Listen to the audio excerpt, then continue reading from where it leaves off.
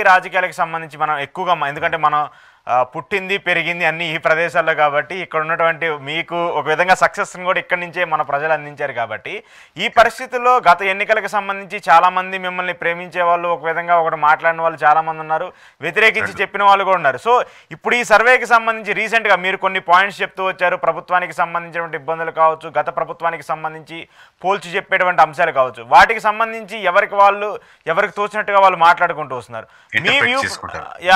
మీ view ప్రకారం ఇప్పుడున్నటువంటి పరిస్థితుల్లో నిజంగానే రిపోర్ట్లు ఖచ్చితంగా మారుతూ ఉంటాయి. 100% ఒకళ్ళ మీద ఉన్నటువంటి ఒపీనియన్ అదే కంటిన్యూ అవ్వదు కాబట్టి ఇప్పుడున్నటువంటి పొజిషన్స్లో అక్కడ ఎలా ఉంది, సిచ్యువేషన్ ఎలా ఉంది, ఏంటి?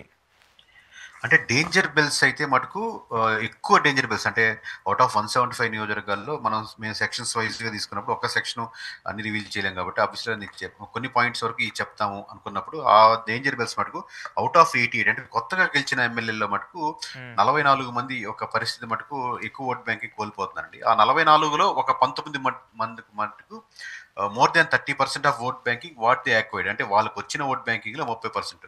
దీంట్లో మీరు అర్థం చేసుకోవాల్సిన విషయం ఏంటంటే అసలు కొత్తగా అశోక్ అనే క్యాండిడేట్ కొత్తగా ఒక పార్టీలో జాయిన్ అయ్యి మీరు కంటెస్ట్ చేసి గెలిచారంటే మీ ఓట్ బ్యాంకింగ్ యాక్చువల్ చాలా తక్కువ ఉంటుంది. అంటే మిమ్మల్ని చూసి ఓట్లు వేసే వాళ్ళకంటే కూడా మీ పార్టీలో జాయిన్ అయ్యారు కాబట్టి ఆ స్ట్రెంత్ ఎక్స్ట్రా మోర్ స్ట్రెంత్ పార్టీదే ఉంటుంది. అంటే దాంట్లో 30% కోల్పోతున్నారంటే ఫర్ సపోజ్ కేకే అని మీ పేరు కూడా నా పేరు తీసుకుంటాను. సో కేకే అనేవాడు తన ఓట్ బ్యాంకింగ్ కోల్పోకుండా కాకుండా పార్టీ ఓట్ బ్యాంకింగ్ కూడా తీసుకెళ్లిపోతున్నమాట నేను సరిగ్గా మంచి పనులు ఉన్నటువంటి సిస్టమ్ తో. సో ఆ పాయింట్స్ ఎక్కువగా ఇంపాక్ట్ చూపిస్తుంది. అంటే కొత్తగా ఎవరైతే గెలిచిన వాళ్ళు ఉన్నారో లేదంటే పార్టీలు మారిన వాళ్ళు ఉన్నారో వాళ్ళ మీద ఎక్కువ నెగిటివిటీ కనిపిస్తుంది అంటే ఎక్కువ అంటే 30% ఓట్ బ్యాంకింగ్ కోల్పోయే మటుకు ఎక్కువ ఇళ్లలో ఉన్నారు.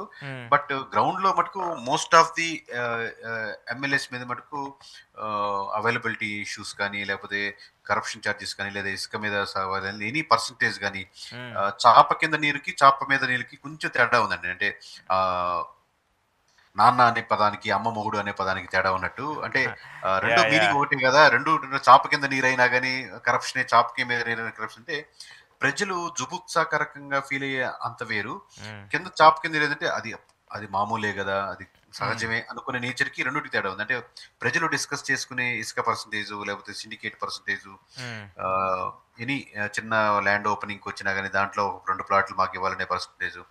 సో ఇది అప్పర్ హ్యాండ్ కాకూడదు ఎప్పుడు. అంటే అసలు ఉండకపోతే మనం వాటిని సపోర్ట్ చేయకూడదు.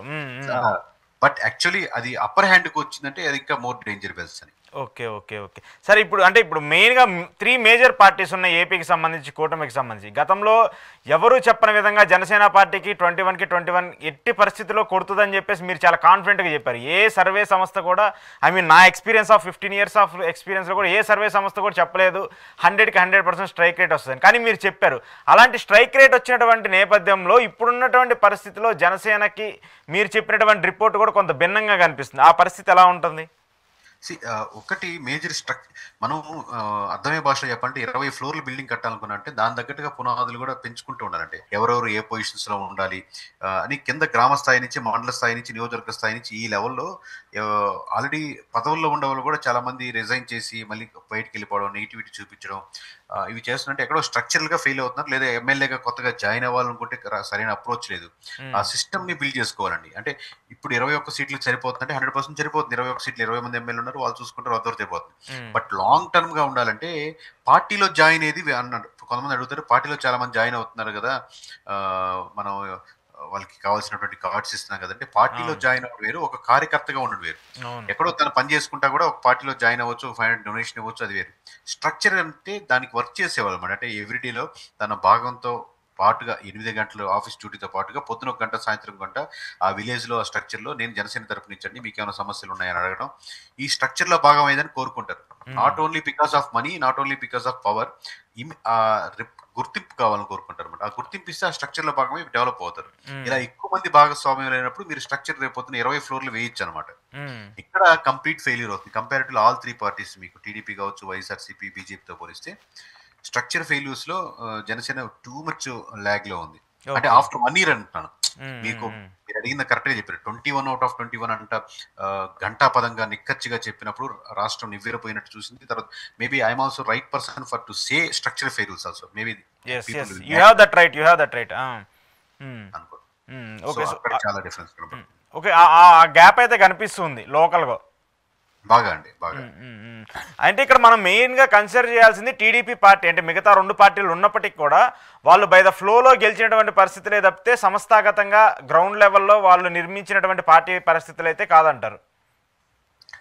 అంటే ఈ కూటమే బలం అని నేను చాలాసార్లు కోట్ చేసి చెప్పానండి. సో సంస్థాగతంగా అంటే ఆ ఎమోషనల్ పాలిటిక్స్ లేదా ఎలక్షన్స్ టైంలో జరిగినప్పుడు మీ ఓట్ బ్యాంకింగ్ షిఫ్ట్ అవుతుంది ఒక సైడ్ నుంచి ఇంకో సైడ్ కి.